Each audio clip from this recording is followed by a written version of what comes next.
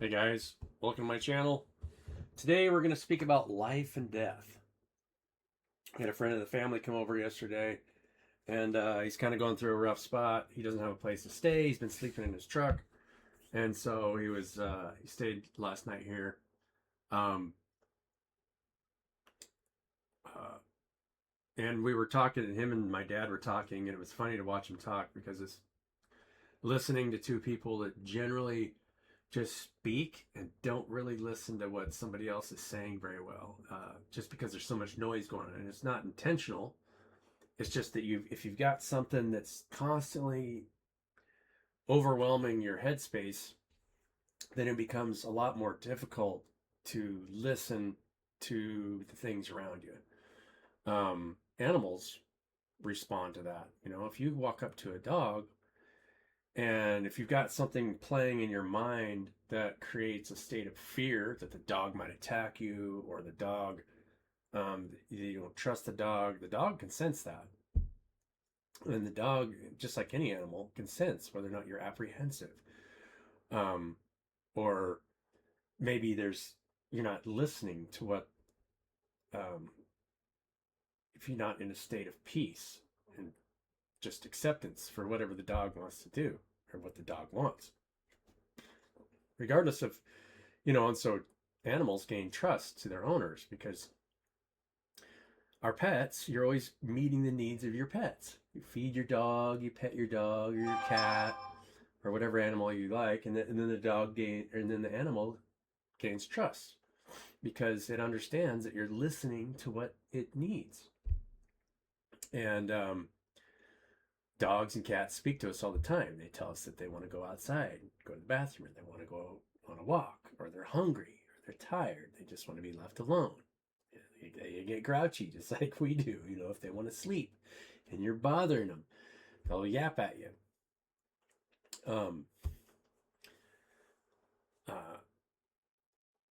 That's a side issue about life and death. And, you asked me, it's like, oh, do you go to gun shows? It's like, I have no interest to go to gun shows. I've had family that were interested in guns for years. I've owned lots of different guns, but I don't hunt anymore. And I don't carry guns to try and protect myself, because how can you protect something that's can't die? It's always dying. And I said, everything dies. I said, name something, because it kind of defended, its conversation was kind of defending the position of the fear of death in some way. I was like, well, name somebody or something that didn't die. And then he couldn't answer the question. He just kept talking about the same story. He wasn't listening to the question. The idea was to try and get someone to really think about what death is. And so I came back later and we started talking, and I said, well, he's like, well, how old are you? I said, well, I don't know. To be perfectly honest, there isn't a cell in my body that's older than 10 years old. So if I were to say that I'm 51 years old, it would actually be a lie if I'm trying to identify with this body, because there isn't a cell in this body. Most of your cells in your body get replaced after 7 years, and I think that the cells in your bones get replaced after 10 years. There isn't a cell in my body that's older than 10 years old. So I could say, well, I'm kind of a revolving 10-year-old boy. But for me to say that I'm 51 years old, what am I identifying as that's 51 years old?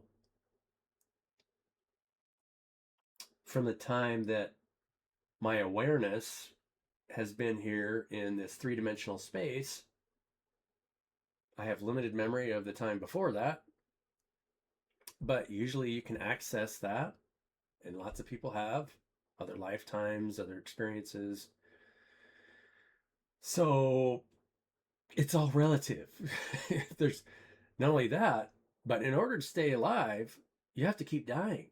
So, which means that since my cells are only 10 years old, the cells of this body, they are being replaced constantly. They're dying because they're consuming.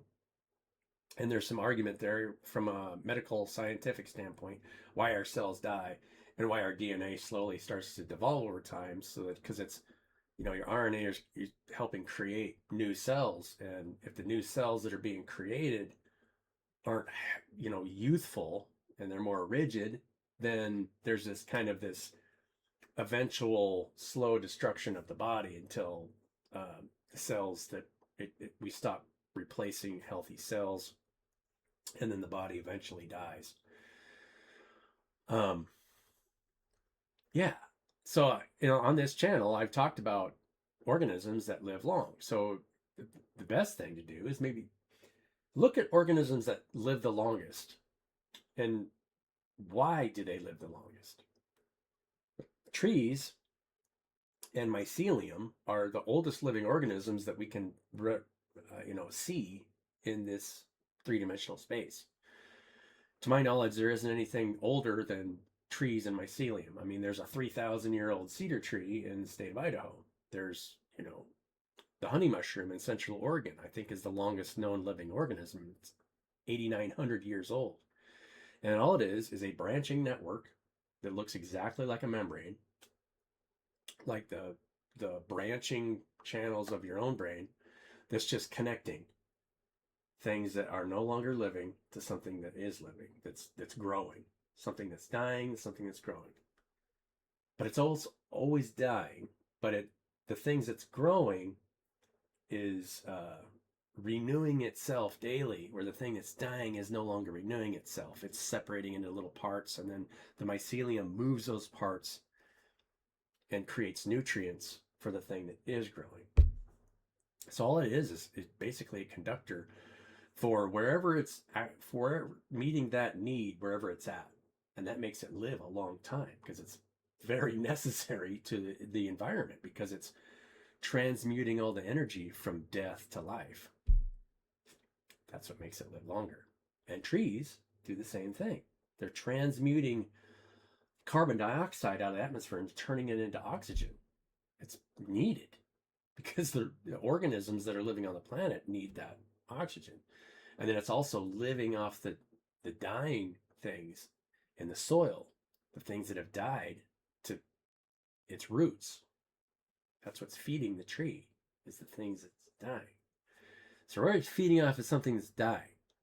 I mean, you can't eat something, even if it's alive, it will be dead by the time that it exits your digestive tract, right? I mean, it shouldn't be alive. If it is alive, it's probably a parasite of some kind, and it was feeding off of you instead of you feeding off of it.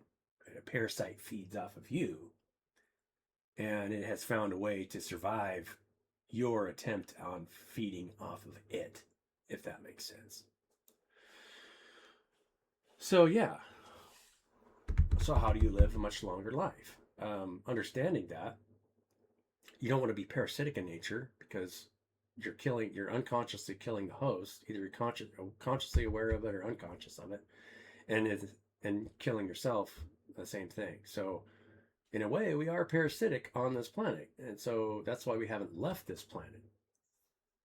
You're not going to leave. You're not going to be able to be free in three-dimensional space unless you're feeding, until you stop feeding off of it. Now, it can be your nutrients, but that's a natural thing that comes into your lower chakras. Whereas when you're feeding on something, you're putting it into your creative circuit and then digesting it. It's going the wrong direction. It's getting pushed out on the things that are trying to come in. Yeah.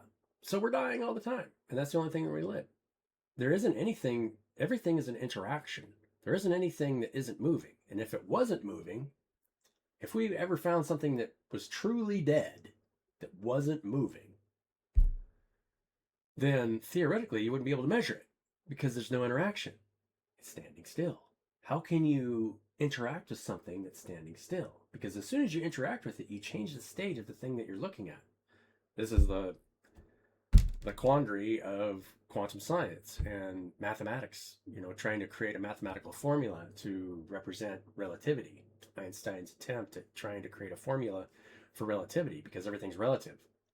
And if everything is interacting with itself, then there's really no way to measure anything with any degree of precision, because it's already moved, and the act of measuring it changes the position of what you're trying to, the position and nature of what you're trying to measure. So there is no mathematical formula to measure ourselves if we're all one, because everywhere we look, we're looking at a singularity. So if everything comes from nothing that's being created, then eventually it has to change form constantly to get closer to its nature, which is creator receiver of everything, if that makes sense. It's really a fascinating dance of who and what we are and what everything is. It's not just me, it's everything you look at and see. A mountain doesn't stay a mountain forever. Sometimes it breaks apart and becomes something else. And parts of the rocks, eventually become something else. Become food for maybe creating amino acids and creating an organism a million years from now. Nothing ever stays the same. We've never seen anything that is stagnant or not moving. So the purpose of this video is really how do you define yourself? What are you?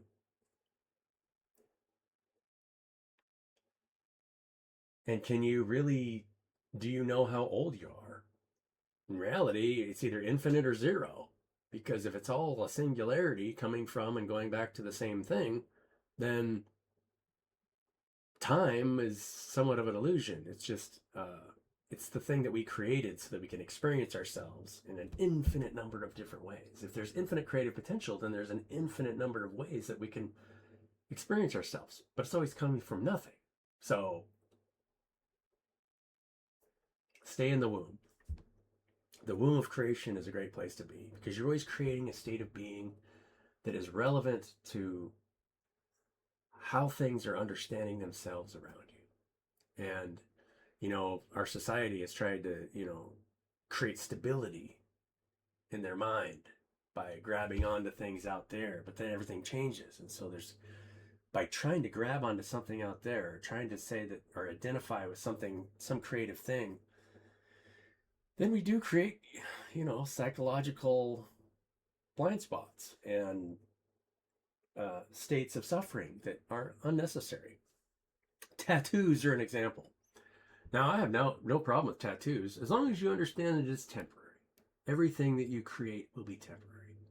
And tattoos can be beautiful, but it's always going to be a temporary thing. And it's going to change constantly, because, you're putting it on a living organism. Your skin is a living organ, and you're trying to paint a living organ. So it ain't going to look the same in 5 years. It ain't going to look the same. It's going to look a lot different in 10 years and 30 years. It's going to look really different. So for that reason, I've kind of avoided tattoos. I don't have any tattoos. But that's just because I know that, maybe there's a day where I'll be able to actively create the vessel to access whatever dimension I want to be in, and I can make it look like wherever I want. I just soon not paint it manually. I just soon create it. If I could create it, what would I be? Think about it. If you could create any vessel to access any dimensional space, what would it look like? And even the act of creating it, after you were that thing for a while, you want to continue to change it, because that is our nature. We cannot stay the same. We're always dying, and that's the only way that we'll ever be alive. Hope you guys enjoyed this message. It's coming from somebody that's died so many times. I have no idea how many times I've died. Probably died an infinite number of times, or maybe no times. I don't know. Love you guys. Have a great day.